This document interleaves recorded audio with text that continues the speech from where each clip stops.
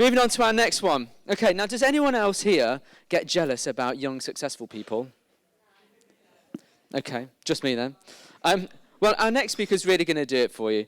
Timothy Armoo is the 23-year-old CEO of Fanbytes, which is the world's first Snapchat influencer network, helping brands like Warner, Universal, and Sony reach teens on Snapchat. And of course, you know, these teens, these young people, they are the customers, the big decision makers of tomorrow. We need to pay attention to them, and we need to pay attention to the way in which they consume content and marketing. We're going to get some of that now. So please welcome Timothy Armoo.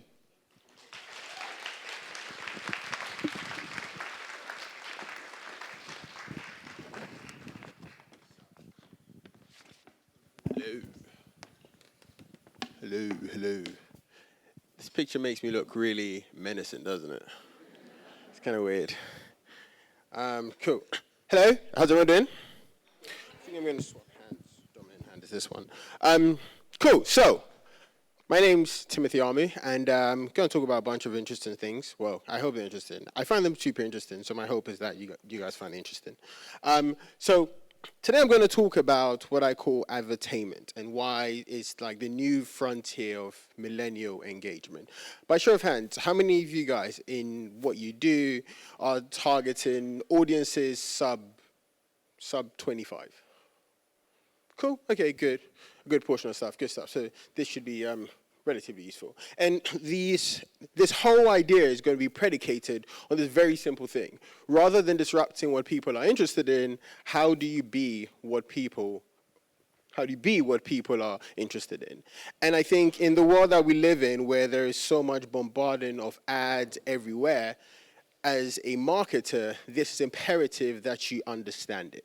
Because I think for so long we've been focusing on disruption, but actually when the ad blocker is now pretty much every young person's best friend, how do you actually go above that and be what they are interested in? So that's what this whole discussion with you guys, conversation with you guys is going to be predicated on.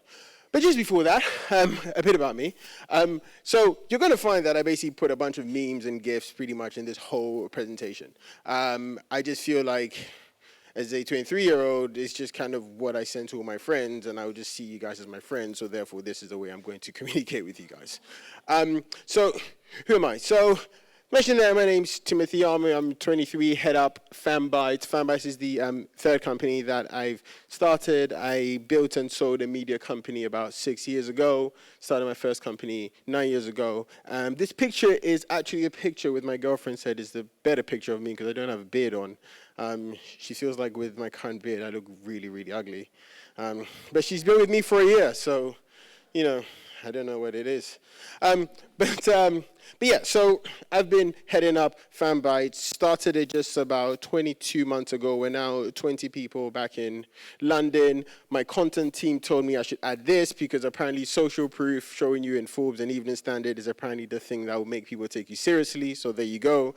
But the thing which I am particularly pleased about, apart from all this thing, is I graduated uni 2 months ago. So that's pretty good. Cheers, guys. And I just think that, like, in this world of, you know, entrepreneurship and, like, young entrepreneurship, it can be so easy for you to hear this idea of, like, the dropout entrepreneur. Like, he dropped out and started a business. Oh, my God. And then everyone then thinks that in order to actually start a successful business, you have to drop out. And I've often found that to be just this archaic notion. So this is something which I'm particularly proud about. But then about what Fanbytes actually does, so I just kind of quickly riff through that. So we help brands on two things. So that is on content and distribution. So on the content side, on Snapchat, we found that brands basically stand in one of two camps. So the first one is that they create content which is fairly amateurish because they don't have the creative capabilities or kind of the understanding of a younger audience which helps them to connect. On the second front is this idea of them creating repurposed content. So basically someone taking something from Facebook ads or TV and just trying to like shove it into Snapchat and just assuming, hey, this would actually work. On the second front is this idea of distribution. So I don't know how many of you guys, by show of hands, are actually knowledgeable about things like the ad system on things like Snapchat or even on Instagram stories. But what you'd find is that the ads just like randomly show up in between people's stories. And so what then happens is this actually a real life example. This is someone from the Fanbytes team watching a makeup influencer about to watch another one, and then a picture of Jeremy Clarkson's face just shows up. And definitely disrupts the consumption experience.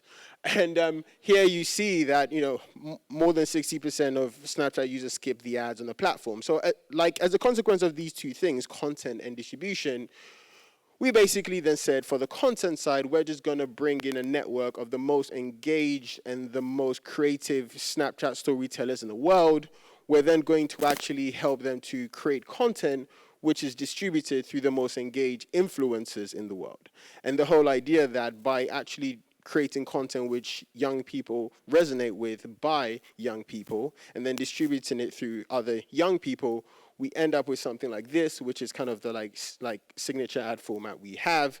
And you end up with something like this, which Adweek then described, this idea of ads created by a 17-year-old, distributed by a 17-year-old, and then seen by a 17-year-old. So this idea of like the perfect concoction, I guess, of like how to actually reach a younger audience. And we're fortunate enough that, as I mentioned in the last, 22 months, everyone, hundreds of brands, including some of the world's biggest brands, use us basically to reach that younger audience. Another slide with my content team said I should put in, so there you go, social proof, boom, boom, boom, boom, boom, great. But let's get on to the main show, right? Literally, I had a discussion with them. I was like, guys, this is the most bullshit thing ever. But then they were like, trust me, I read it in a book. I said, if you put Forbes there, people will think you know what you're talking about. But anyway, so this idea of like advertainment, right? So the new frontier of millennial engagement. So what I'm going to do here is I'm going to basically go through 3 examples of how we think about the idea of advertainment and how you guys as marketers can essentially use the exact same principles. I'm going to go big into like the practical examples. So I'm like very big on, I want you guys to leave here with basically saying, oh, these are the 3 things I'm actually going to do. Because I think that really makes for a good conference. So hands up if you can relate to this, right? So you're about to watch, actually, I'm going to pause it. You're about to watch your favorite show, either on telly or on YouTube or something. And, you've got your cup of tea or hot chocolate or something. I don't know what people drink nowadays. And you're basically, ready to go, press play, and then randomly an ad just shows up. By show of hands, how many of you guys can relate to this idea of you're just about to get stuck in and then randomly an ad just shows up? There we go. Pretty much the whole room is there. And you end up looking like one of these 3 people, right? So just so stressed and thinking about why the hell are you here? You end up looking like that baby just thinking, Jesus Christ, like 30 seconds lasts a very long time, doesn't it? And for us, we've kind of always thought about this idea, and how many of you guys have heard of this idea of like Maslow's hierarchy of needs? Pretty much everyone. We basically plagiarized it, and we said that we're going to come up with this idea of the Fanbytes hierarchy of results. And for us, this is what the whole company has been predicated on, and how I think modern marketers now should be really thinking about how do you engage with this younger audience. So on one primary level, you can think about things like reach, right? So that's the things like the impressions and all that good stuff. But what we found is basically like, it essentially comes to the person who has got the biggest budget. When you are competing with some big global brand and they have 100 times the budget, you can pretty much guess who is going to win in a game of how many impressions can we actually get.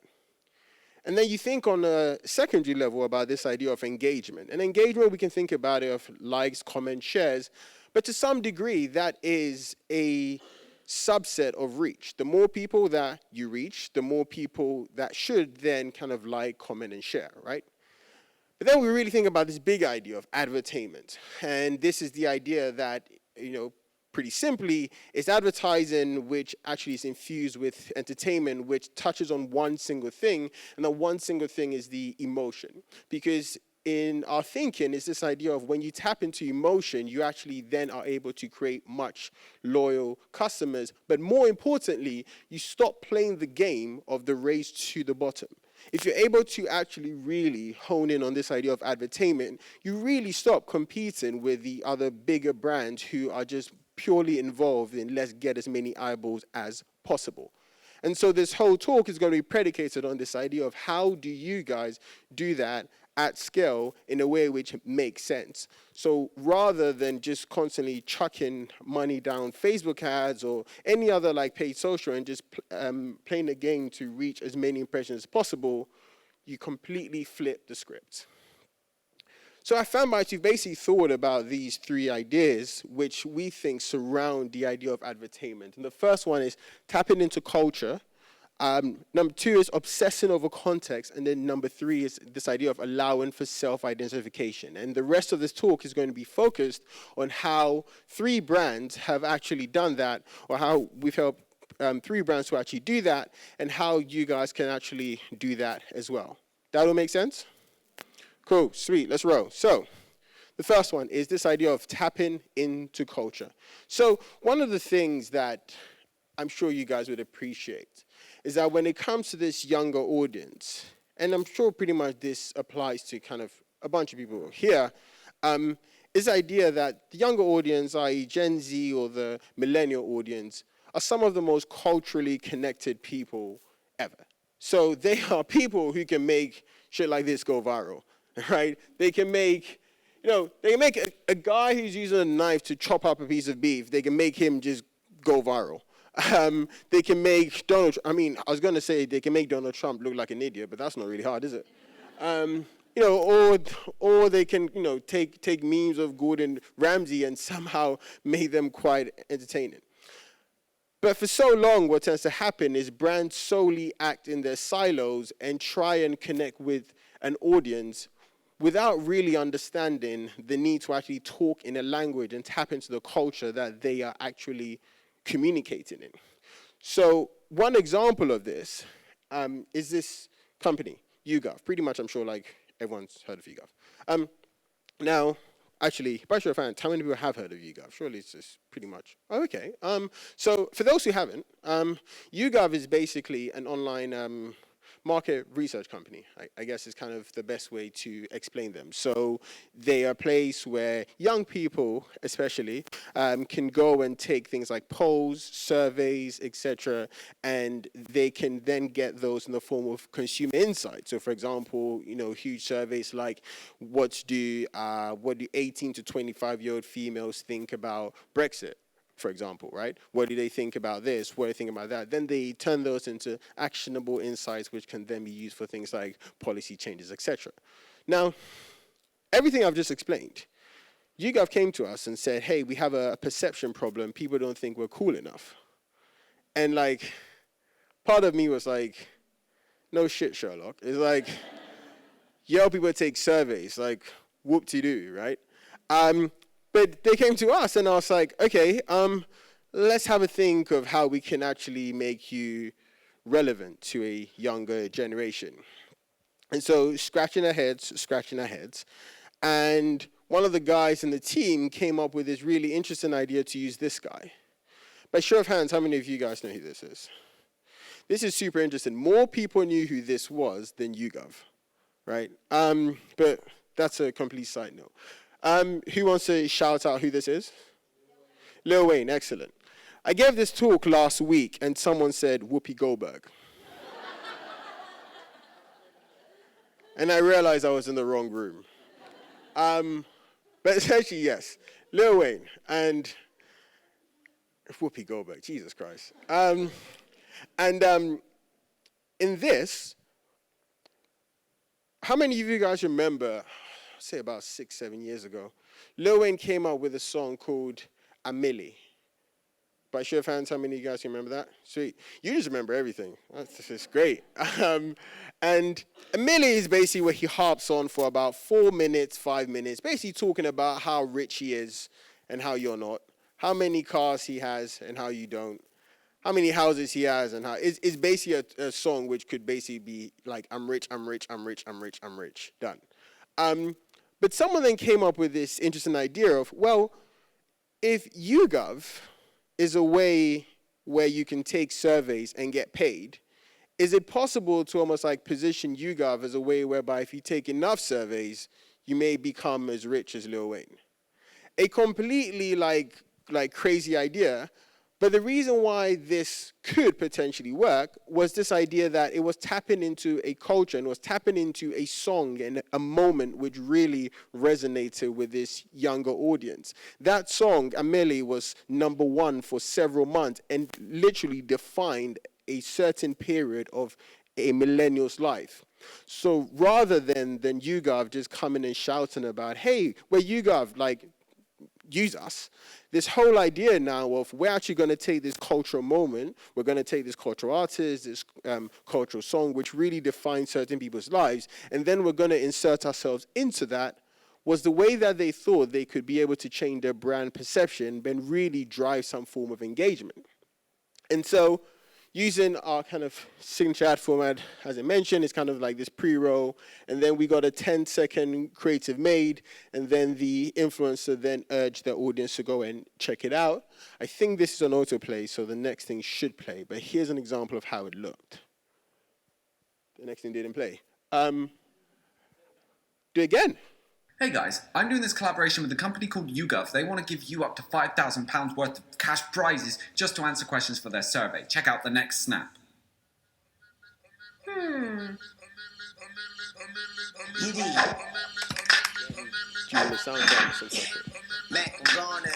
Alright guys, go to yougov.com/join right now to start taking some surveys. It's easy to join. Just go to that link, take some surveys, and get paid.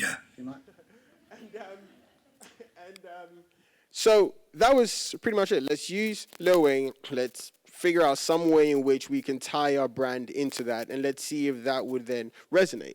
And then what happened? These are some of the reactions from people who then saw the content. You have people saying, what the hell, an ad that I didn't skip. Nice one. People said, that actually made me low. We'll definitely go check it out. You have this person here, George Benz 4. YouGov are the real G's using Lil Wayne for promo. And this was a brand who was struggling with this idea of like brand perception. But these comments here just show how, someone said that ad spoke to me kind of different, but I liked it. And it's this whole idea of by tapping into culture, by tapping into something which already like defines this younger generation, rather than just trying to like shove ads into their face, which is speak about yourself, you can really create that emotional engagement with them, which then gets them to take action. Does that make sense? Sweet. All right, on to the next one. Obsessing over context. So this is something which is somewhat similar to this idea of tapping into culture, but it's this idea of how do you tell stories in an audience or an environment where people are already receptive to it.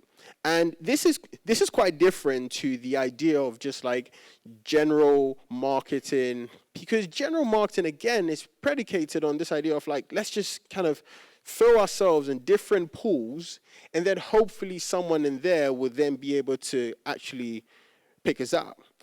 But this idea of obsessing over context is there a way where we can either manufacture some environment where everyone who comes into that environment is thinking about our type of brand, or can we find these little pools where people are already thinking about that? And one example of that is kind of this app over here, right? So here, by the way, all the examples here, I'm trying to show them in ways where the audience is not such like an obviously like teen audience. So these guys were trying to reach students. So this is an app called Debut. They're basically a graduate recruitment app. So anyone here who's thinking about targeting students, this is a very interesting example to which you can use this idea of obsessing over context here. So Debut, they use a bunch of things like Facebook ads, Instagram ads. They use all that stuff, and that was kind of working okay. But the thing was they were constantly just shoving themselves into people's conversations without actually having some awareness of the context. So when they then started using us, we kept thinking about, like, surely there's a way you can think about context here. So this whole thing, this whole app here is predicated on reaching graduates to help them find jobs, right? So if that's the case, then one of the guys was thinking about this was like, what if you basically got a graduate to promote a graduate job app on their graduation day? Like, if you did that, that is the height of context. because you have people watching her on her graduation day who also might be graduating and might have the exact same fears and concerns about how do you find a job.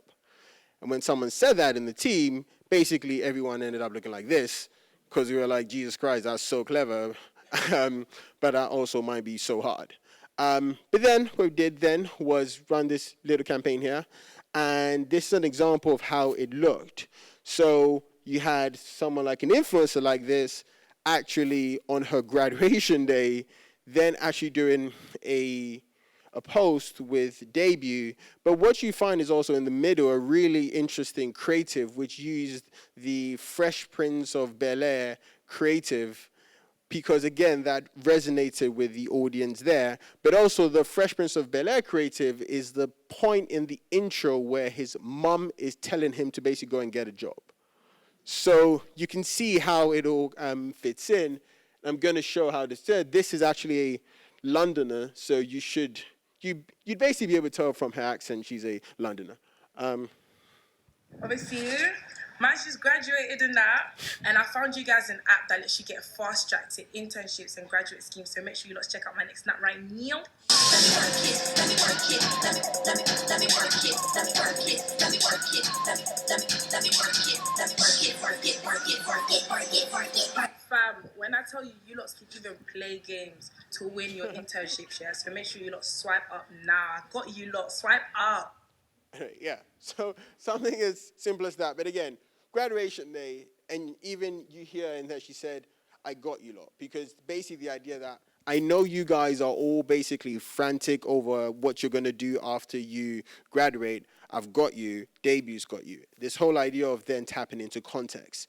Now, I know you're basically all looking like this kid. This idea of like curious, tell me more about like what the actual results were. Because again, I'm really big on like just telling you the actual results and not kind of giving you like, oh my God, this did so many impressions. Like this is actually results here.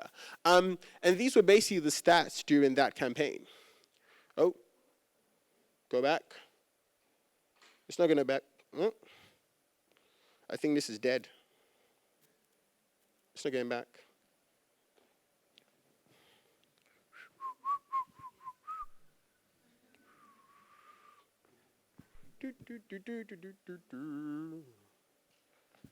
How you guys find the talk so far? Good?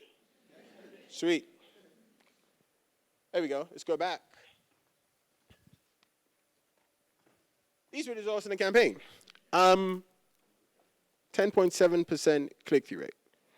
I don't know how many of you guys have ever run campaigns which have just got 10.7% click-through rate. That means of every 100 people who saw this, 10 of them went to then check out debut. And the reason why this only worked was because they obsessed over context. They didn't basically go and shove themselves into a random conversation. They went to insert themselves in a conversation that was like already happening. None of this that I've said in terms of tapping into culture and obsess over context requires you to have a huge budget. None of these brands are like really that huge, right? So everything I'm saying here, again, the whole idea is how do you outsmart the people with the bigger budgets? How do you do stuff which perhaps just due to their size or just due to them constantly doing things in a certain way, how do you basically get more out of your marketing budgets than they do? And the last idea here is this idea of allowing for self-identification. So this is something which I basically put in 3 days ago. Paul told me to send my slides on Thursday. I didn't because I was put in his third point. And it's basically this idea of allowing for self-identification. And one of my fundamental beliefs is this really basic idea that social media is not just one single thing. And another of my basic ideas is that the clicker should work. But the clicker currently doesn't work again because even though when I try and go right, it doesn't work. So therefore, what I'm going to do is I'm going to pretend this was all part of the talk, and I'm just going to wait for the guy to fix the clicker. And then I'm going to ask a bunch of people of all of these two things that I've just mentioned, tapping into culture and obsessive or context. Can you guys think about how you could actually use this in your own marketing campaigns? By show of hands, how many of you guys think that you could actually start using these type of principles in your marketing campaigns? Excellent, good. Good stuff, good stuff. We're still going to wait. I'm still going to keep going on. Oh, yeah, it's still not working. reunited with my first clicker. And now this one is. At this? Okay, so there you go. So one of the things is a lot of people, when they talk about social media, they basically think about it as like this new thing, right? But the way I always think about social media is that it's simply a web of personalized TV broadcast. Like, that's pretty much it. Your Twitter channel, your Instagram channel, your Facebook profile, they're basically all your way of being your own personalized TV show. I also realized that I didn't include an S at the end of its. And so therefore, if people who are taking photos, if you do share this on social media, what that would mean is the speaker is just an idiot because he can't spell its properly. But that's great. It's okay. And so it's simply a web of personalized TV broadcast. And so as a consequence, your role actually as brands, I think this was something which Howard alluded to a bit, was your role is to basically help people make the best broadcast ever. Your role is not to shout about your brand, but actually is to help people to make the best content ever. And then in them doing that, as a function, they would then start to promote you as well. So one example of them is this brand called Deezer. By show of hands, how many of you guys know who Deezer are?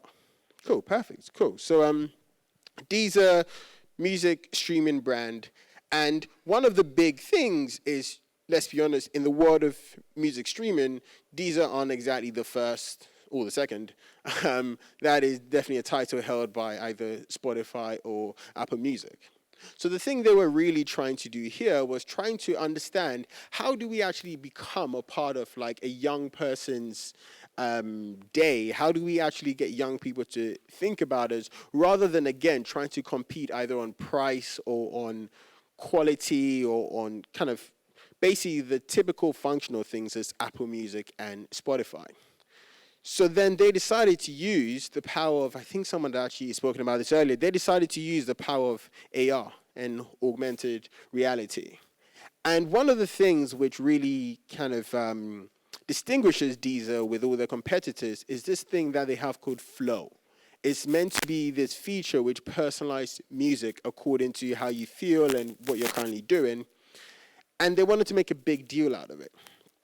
So in thinking about that, again, in thinking about this idea of helping people make the best broadcast ever, they created this thing. And this was a boombox. This is an AR boombox. And the whole idea was it danced according to the music in the background, right?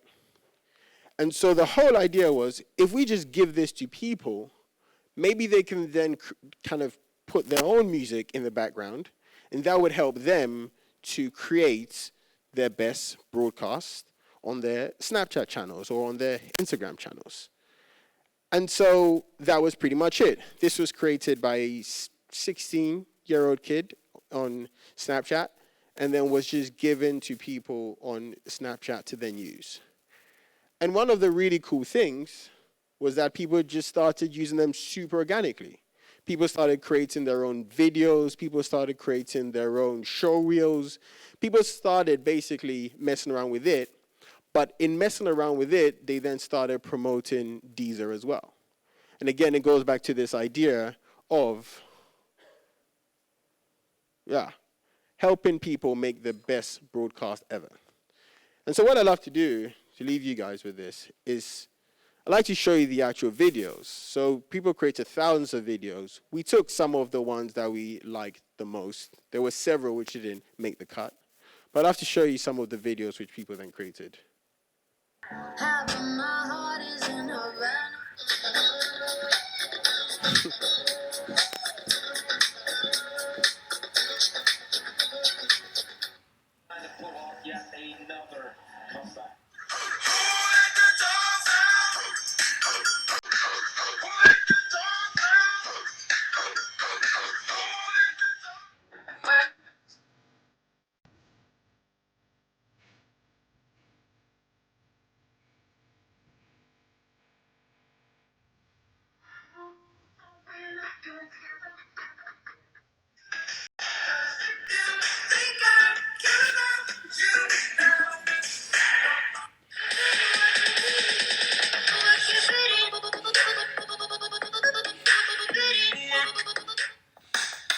favorite.